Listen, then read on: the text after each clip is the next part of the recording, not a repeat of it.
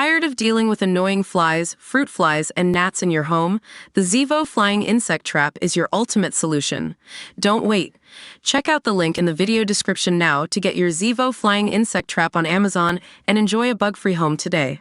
Chilling journal entries and secret jail notes shared between two sex-obsessed Southern Baptists have revealed how a love triangle escalated into a tale of murder, kidnapping, paranoia, and denial. In December 2000, when Denise Williams conspired to kill her husband with the help of her lover Brian Winchester, who was also his longtime best friend, the death was deemed a tragic accident. Mike Williams was 31 when he vanished while duck hunting in a reservoir straddling the Georgia-Florida line. Detectives believed the avid sportsman had simply fallen from his boat and drowned, with his body devoured by circling alligators. But fast forward 17 years, long after search efforts in the 37,500-acre Lake Seminole had gone cold, and Mike's skeleton was finally found 50 miles away at the end of a Tallahassee road. The shocking discovery came after a series of scandalous events led Brian to turn himself in exchange for immunity from murder prosecution and take officers to the marshland burial site just 5 miles from where they had all grown up. Brian's private notes and court testimony chart his spiral into suicidal thoughts after shooting his childhood best friend, while Denise drove herself into a pit of denial, as chronicled in true crime author Makita Brotman's new book, Guilty Creatures. Mike and Denise had been high school sweethearts and married in 1994, before welcoming a daughter 5 years later.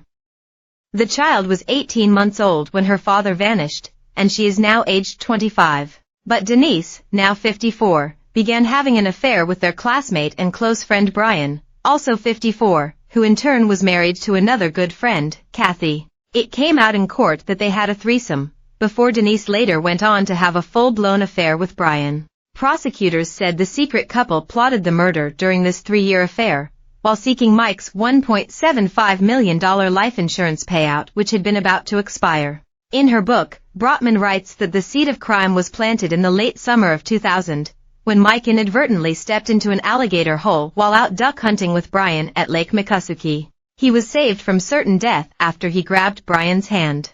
Brian told Denise of the incident, "If I hadn't been there, if I hadn't helped him out, he likely would have disappeared and nobody would have known what happened to him."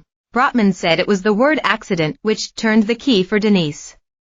They rationalized the crime the same way they justified the affair, by telling themselves that this was what God wanted, she wrote. "It will be up to God what happens, and not us," Brian said during his court testimony. Their biblical references remained a common theme. Kathy noted how in texts and conversations, Denise constantly referred to the Lord. "I want you to know how thankful to God I am for you and your new life.